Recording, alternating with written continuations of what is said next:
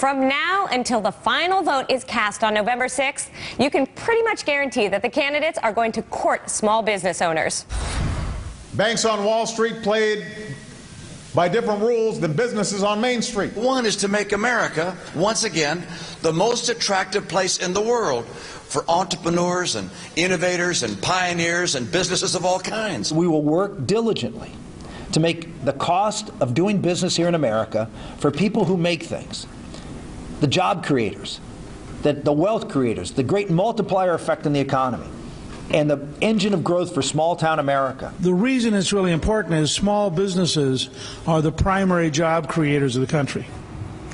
But look, let's be honest. So many of us get so caught up in the day-to-day of running our business that we don't take the time to really see how what goes on in Washington affects us. But guess what? It does. And each of the candidates have their own views on what they think will help small business owners get or stay on track. Sometimes these ideas resonate, and sometimes they don't. So as caucus and primary season begins, we've brought together a group of 25 small business owners from around the country to ask them what they think about the upcoming election and the issues they believe are critical in 2012. In the months ahead, we'll send questions to this panel and ask them to give us a reality check on what they think is important.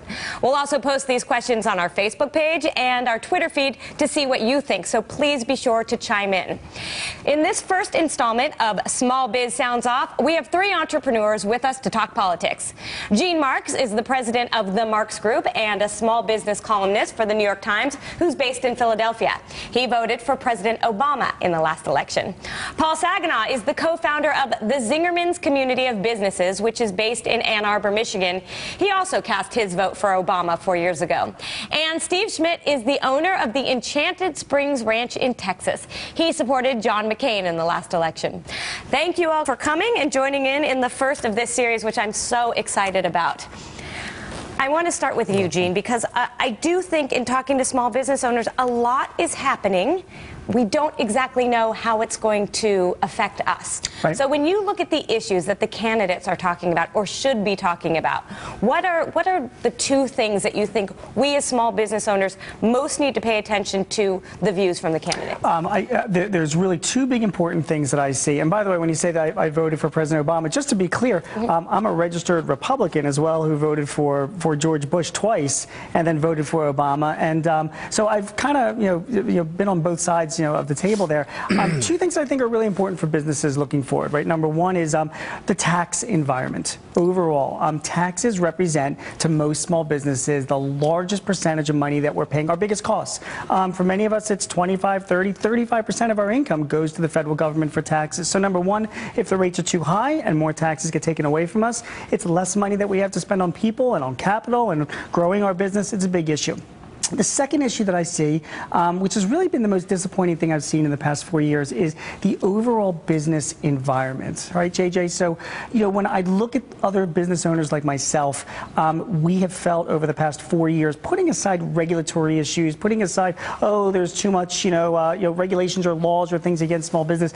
It's more just like a tone that comes out of Washington. Is it business friendly? Is it not business friendly? And over the past 4 years, as a business owner myself, and from the many people that I interview and I speak to, I just get the sense that business owners are holding back from investing because they don't feel like it's a business-friendly environment to invest, which is why business investment has been so low. And Gene, is there a candidate who particularly speaks to you on these issues? Funnily enough, yeah. I mean, and again, as a registered Republican, of all the candidates that I've seen right now on the Republican side, I favor Mitt Romney. And my biggest reason why, JJ, is I think he has business and management experience that would create a business-friendly, tax-friendly environment for me to take a few risks and to expand my business and maybe put $1 away for college. Paul, I want to ask you what you've thought about the past 4 years and what you'd like to see changed in the next 4 years, if you could speak to the candidates.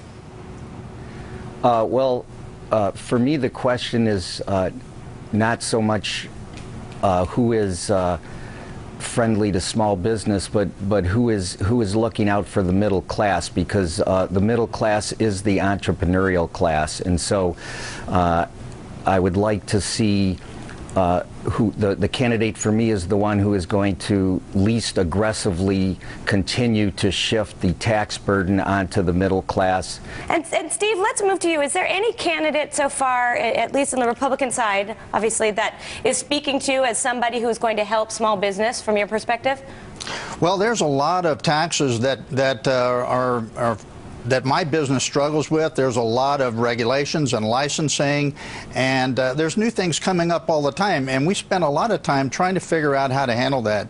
We are a small business, and we're struggling to stay alive, and I don't know that Washington is hearing our pleas for help now.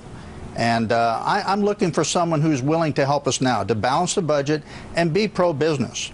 I don't personally believe governments can exist anywhere without business, and people can't have jobs without business. And so that's what I'm looking for. Is there something, Paul, specific to business? You talked about the middle class, but is there anything that anyone has said or could say to you about business in particular, you know, a tax cut for business, et cetera, that could get you interested? Or do you just think the problems that business have are just a problem that the economy or our structure has? Well, I'll tell you what I'm very excited about is there's a bill that's just been passed in the House, and it's in the Senate now. It's the Entrepreneur Access to Capital Act, and I'm very excited about that. Surprisingly, that was an emerging coalition between some leaders of the Tea Party and the Obama administration, and I think that's a very good move. Essentially, it's a crowdfunding act, and it's going to allow entrepreneurs to go out to many people who are not accredited investors and ask them for money.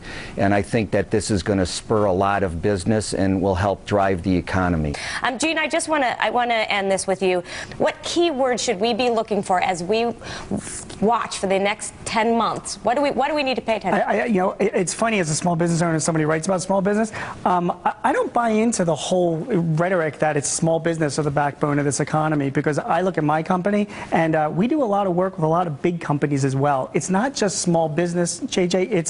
It's big business, you know, it's business in general. So the keywords I'm looking for in the fall is I'm looking for business friendly. I am looking for people that are going to stop calling Wall Street bankers and financial people fat cats because they're taking too much money and they're the ones that are all the problem in the economy, when in fact those are the people that are financing the economy and loaning a lot of money to businesses like mine that want to grow. All right, great. Well, Gene, Paul, Steve, we will be contacting you many times throughout the next year with questions saying, one of the candidates said this, does it resonate to you or not? Give us a reality check. So thank you for kicking this off with us. Thanks, JJ. Thank you. You're welcome. Still to come, we answer some of your business questions that we received over the holidays, including one about incentivizing your employees. And things are looking up for this elevator pitcher who created shoes with heels that go from high to low.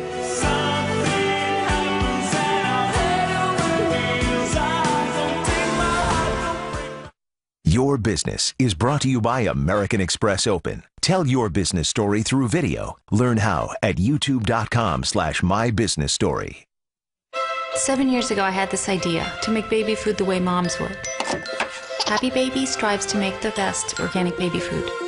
In a business like ours, personal connections are so important. We use our American Express Open Gold Card to further those connections.